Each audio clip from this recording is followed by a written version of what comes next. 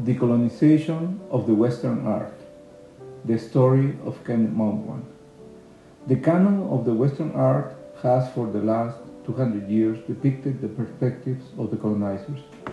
In this context, we have artworks that have shown the life in America as a new land that was for take and profit. Also, have constructed an image where First Nations inhabitants of this land somehow were an obstruction of the settlers' life and the construction of America as a country. In this context, the art tries to represent reality. American artists of European descent hide, altered, or misrepresented the culture found in the territories that they found. I first became interested in the work of Ken Monkman when in lectures given as part of my art history major. Ken Monkman raised my interest in the beauty of his paintings and the careful study of the themes that he proposed in each painting, making his art as representational but with an aim to resist and contest. His art seemed to me creative, while he was not imitating but recreating other artists' works, as he claims that he wanted to challenge the work of the 19th century painters because they were depicting native people of static cultures, frozen in time and unable to move forward. As I created my work over the past 10 years, I thought a lot about this concept of freezing native cultures in time that they were perceived unable to exist. Thinking in the contemporary indigenous people, giving them other perceived meaning in front of the dominant culture, asserting that indigenous people is a culture that have been moving, evolving, and have been always in motion. Ken Monkman contributes to the art history by mimicking and appropriating topics, images, and symbols from the Western art.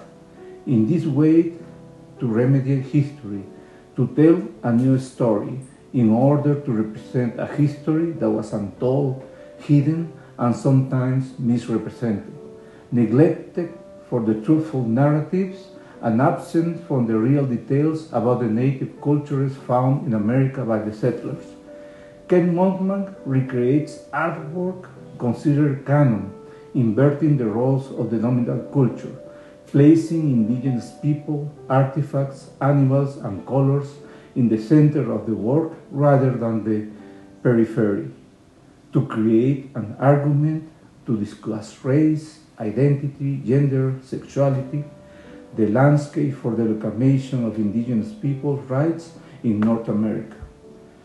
This presentation will explore the practice and work of Canadian artist Ken Monkman through an example of his work, and will analyze and investigate how he uses art to recreate new meanings and narrate a new story about the Western art. Ken Monkman was born in 1965 in Ontario, Canada. He is an artist of Cree ancestry and a Fisher River First Nation member. He is a visual artist who works in many mediums: painting, installation, and performance. We understand as decolonization the undoing of colonization, the fundamental right of self-determination. In the case of Ken Monkman works, aspiring to decolonize through his practice the view of the indigenous cultures by the Western culture, and symbolically reclaim the landscape and describe how indigenous people relate to gender, sexuality, identity, and nature. This discussion is meaningful to the study of art history because the discussion goes beyond the territorial acknowledgements. Part of the fight of decolonization was centered in efforts from First Nations to reclaim contested territories represented by many artists. While Monkman has a decolonial intervention, he is not centered in the topic but in the reversal of the representation of the culture in a symbolic way. Colonial History and Contested History by Ken Monkman. The colonial history narrated through the Western art relates to the settler sentiment and the awe for the new land that was for grabs. It also tells about indigenous people, places, and ways of life made invisible by those artists capable of representing the reality. For instance, let's analyze these paintings where Monkman deconstructs the narrative of the Western art as canon to create a new narrative. That is his practice, making a more vibrant and in accordance with the visual reality.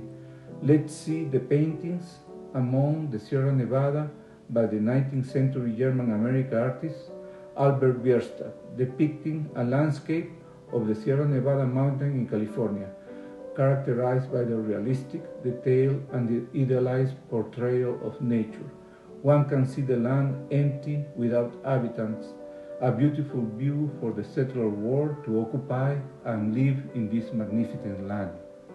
Now, let's take a view of the dance of the Berdache, Soki, again by another 19th century American artist, George Catlin, who depicted many aspects of the native life in his scenes, portraits, and landscapes. This scene depicts a ceremonial dance to celebrate a two-spirited person, a native man dressed as a woman. Catlin had strong opinions about this painting, writing that it was one of the most disgusting and unaccountable things that he saw and he wished to extinguish before it is more recorded. Now, this is a painting by Ken Monkman, The Triumph of Mischief. This is a large painting that Monkman recreates Catlin's dance of the Berdache. This time, indigenous people populate the landscape. The land was not for bounty. The land was not in session. Bierstadt's painting gives a wrong narrative that this beautiful land was empty and ready for the late settlers' new enterprises, while the settlers understood that it was a land for them. In the indigenous cosmovision, they thought that they were sharing the land with the newcomers, giving them a hand. Monkman's painting has a centerfold, Mischief Eagle Testicle, who, as the Berdache being honored by men, wanted to encounter Catlin's cultural prejudices. Monkman paintings usurp one or another celebrated Euro-American painter, turning their words against them through a meticulous reincarnation of their work through the eyes of the excluded. These Western American paintings made that Ken Monkman tried to contest the racist and exclusionary approaches of the Euro-American painters. Then is when he thought in create his alter ego based in the dance of the Berdache. He submerges his own image as Mischief Eagle Testicle, a temporal and shape-shifting being, drag, homosexual, man, woman, living in different continents, in different times, to love and to be loved, to reverse their narrative on each of her encounters, to highlight superior ideals of identity, gender, sovereignty, recognition, and the right to tell her story.